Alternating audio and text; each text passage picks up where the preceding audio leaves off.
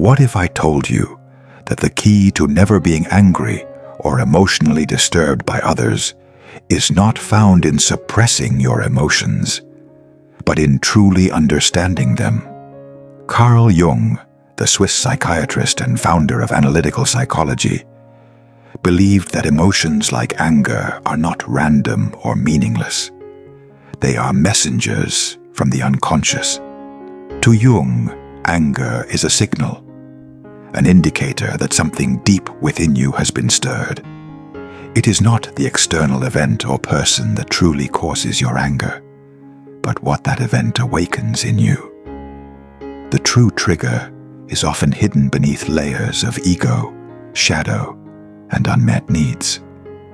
Jung emphasized the importance of self-awareness and individuation, a lifelong process of integrating the unconscious into consciousness.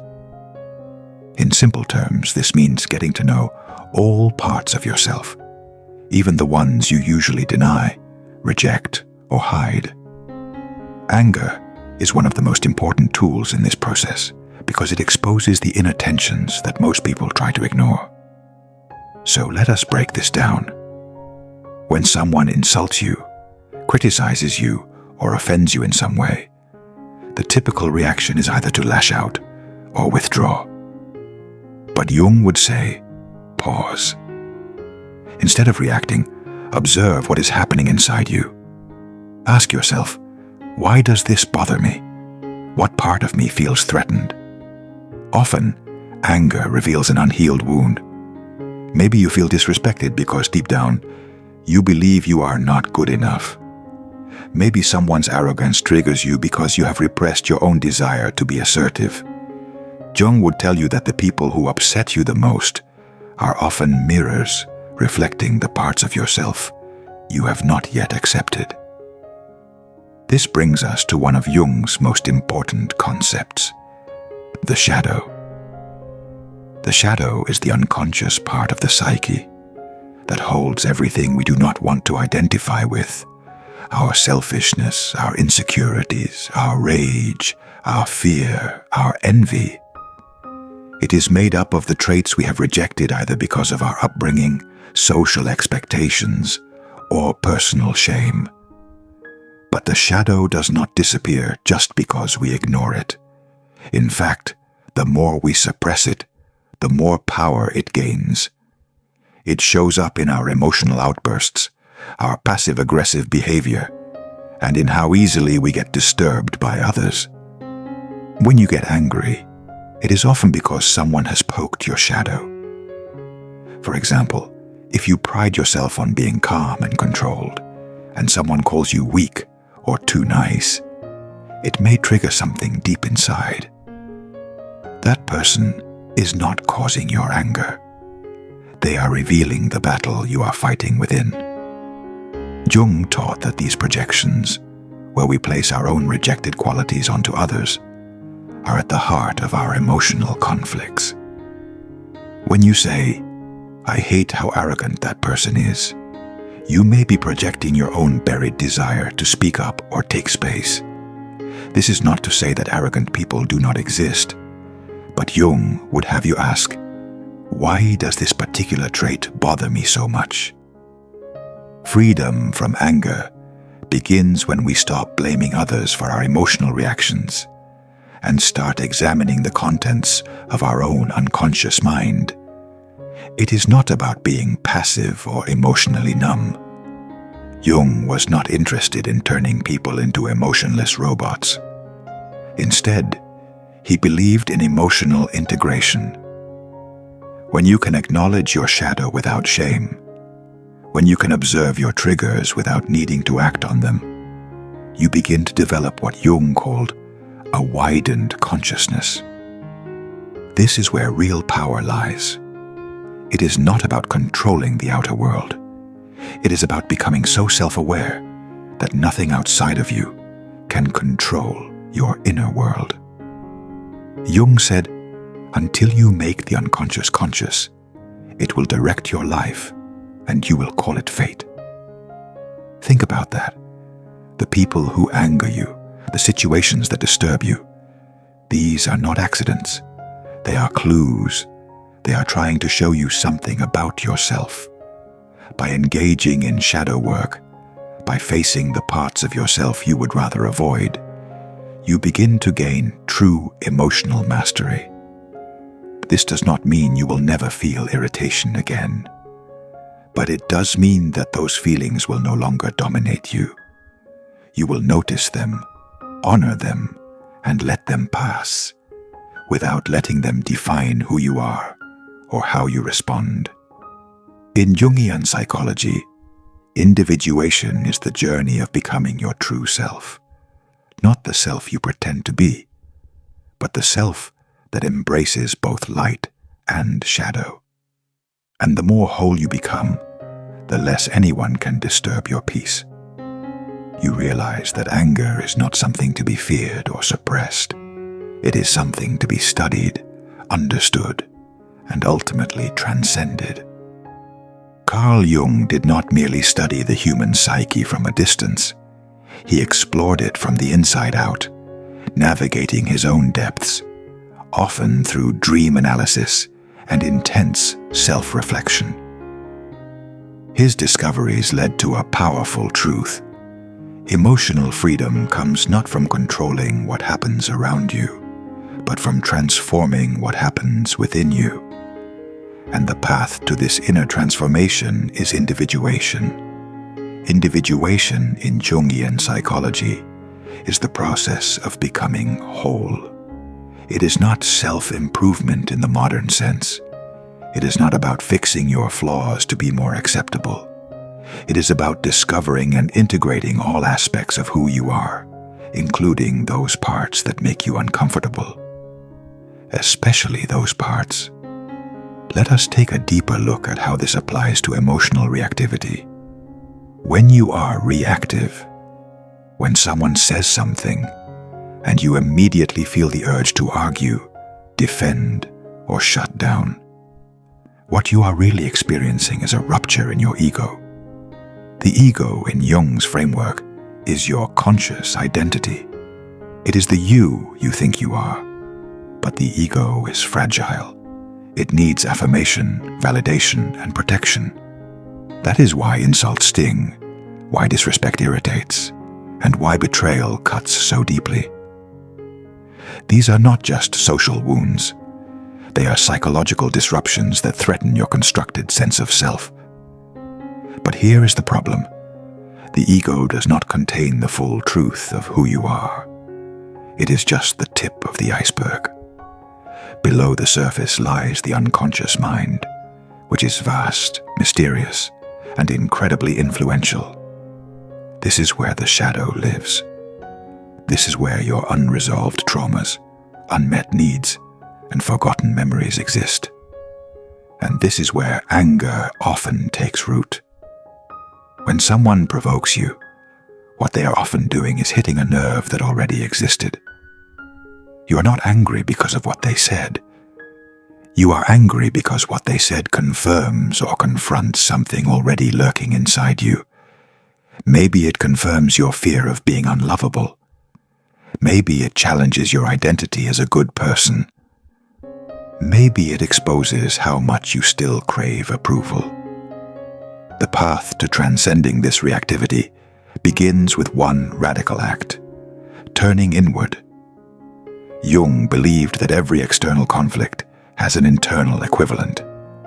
That is, whatever disturbs you in the outer world mirrors a battle happening within your inner world. This is why awareness is so powerful. When you notice your triggers, instead of blaming the person who caused them, you can ask, what part of me is unresolved here? This question is not meant to dismiss injustice or excuse bad behavior. Jung was not advocating for passivity or victimhood. He was advocating for empowerment. He wanted people to realize that they could alchemize their pain into self-knowledge, that they could use every difficult interaction as a portal into deeper understanding. This is what makes individuation such a powerful tool. It is not about becoming invulnerable, but about becoming whole. And the more whole you are, the less easily you are shaken. Let us take a practical example. Imagine someone accuses you of being selfish. If you are firmly rooted in who you are, you might pause and say, "That is not how I see myself, but I can listen to your perspective." But if you are not integrated, if you have spent your whole life trying to prove that you are a selfless, good person, you might explode in defensiveness. You might lash out. Why? Because the accusation does not just challenge your behavior, it challenges your identity. Jung would say this is a sign of over-identification with your ego. You have placed your worth in a specific persona, your social mask. The moment that mask is threatened, your inner world falls into chaos. But when you have done the work of individuation, you no longer fear these moments. You are able to witness them without being consumed by them. You can say, "Yes, maybe I do have some selfish tendencies. We all do. That does not make me unworthy. It makes me human." This kind of inner security is not something you fake. It is something you earn through self-confrontation, shadow work, and radical honesty. And when you reach this level of self-integration, you no longer depend on others to affirm your value. You are no longer fragile in the face of criticism or disrespect. You remain steady, not because you are numb, but because you are grounded in truth. Jung once said, "One does not become enlightened by imagining figures of light, but by making the darkness conscious." In other words, you do not become peaceful by pretending nothing bothers you. You become peaceful by investigating why things bother you and healing the wounds at the root. This is where real freedom lives. So the next time someone pushes your buttons, try this. Instead of reacting, get curious. Instead of defending your ego, explore your unconscious. Ask yourself, what is this feeling trying to teach me about myself? You will begin to see that anger is not your enemy. It is your guide. And the more you follow that guide inward, the less power others will have over you. Not because they change, but because you do. You stop living in reaction to others and start living in alignment with your deeper self. That is individuation. That is emotional mastery. That is how you become untouchable. Not by closing your heart, but by opening your awareness. To never be angry or bothered by anyone is not a fantasy. It is a psychological possibility. If you are willing to develop what Carl Jung might call inner sovereignty. This is not about dominance over others, but about authority over yourself. It means you are no longer held hostage by every insult, rejection, or emotional jab. You do not numb yourself or build walls. You become unshakable because you have faced your own inner world and come out the other side. This is the culmination of Jung's lifelong work. Individuation, shadow integration, and the expansion of consciousness. When these come together, you no longer need others to behave a certain way for you to feel at peace. Your emotional center no longer lives in their hands. It lives in yours. So how do you cultivate this inner sovereignty in practical terms? The first step is radical self-observation. Jung believed that self-awareness was the foundation of all transformation. Most people live unconsciously, reacting out of habit, defending out of fear, and blaming out of projection. But Jung encouraged a different approach, to become the observer of your thoughts, feelings, and reactions. He suggested treating your psyche as if it were a living ecosystem, one that could be explored and understood. When you are triggered, pause. Do not respond right away. Observe what happens inside you. Feel the tension in your body. Notice the story your mind starts telling. Listen to the voice that says, "I am disrespected," "I am not enough," or "I must defend myself." That voice is not your truth. It is your programming. And until you see it clearly, it will run your life from the shadows. This kind of observation builds what Jung called a dialogue with the unconscious. When you can witness your inner reactions without becoming them, you start to dialogue with the deeper layers of your psyche. You ask questions, you look for patterns, you see how your childhood experiences, societal conditioning, and unconscious beliefs shape your emotional world. And this leads you to the second step, integration. Integration means bringing all parts of yourself into awareness, not just the ones you like or feel proud of. This includes the aggressive parts, the jealous parts, the insecure parts. Jung said that these are not evil, they are simply misunderstood. When you shine the light of consciousness on them, they lose their grip over you. You begin to reclaim your energy from the people and situations that used to trigger you. This is where you truly become untouchable. Think about someone who insults you. If you have not integrated your shadow, that insult will find a soft spot. It will hurt.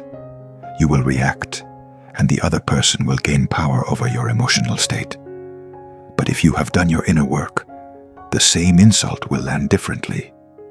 You might say, "Interesting.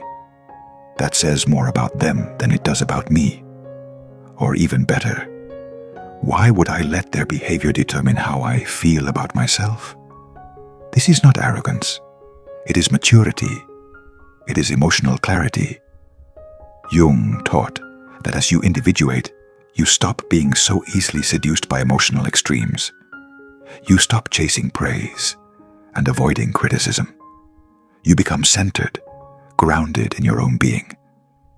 You realize that your peace does not depend on outer harmony, but on inner integration. This brings us to the final and most profound shift, detachment from ego. The ego is not your enemy. It is necessary for navigating the world. But problems arise when you identify with it completely. When you think you are your job title, your relationship role, your opinions, or your moral righteousness, then every challenge to those things feels like a personal attack. That is where anger and defensiveness take over. But Jung encouraged us to go deeper, to discover the self. The self, in Jungian terms, is the totality of who you are, conscious and unconscious, light and shadow, ego and spirit. When you are in touch with the self, you no longer need to defend the ego constantly. You realize that who you truly are cannot be insulted. It cannot be diminished by someone's bad mood or careless words. This creates emotional freedom. You no longer live in resistance to others. You see that everyone is projecting their own unconscious material, just as you once did. You stop taking things personally because you understand that most people's behavior is about them, not you. This is not cynicism, it is compassion. You see people clearly, without needing to judge or fix them. You can set boundaries without anger. You can walk away without resentment. You can forgive without being naive.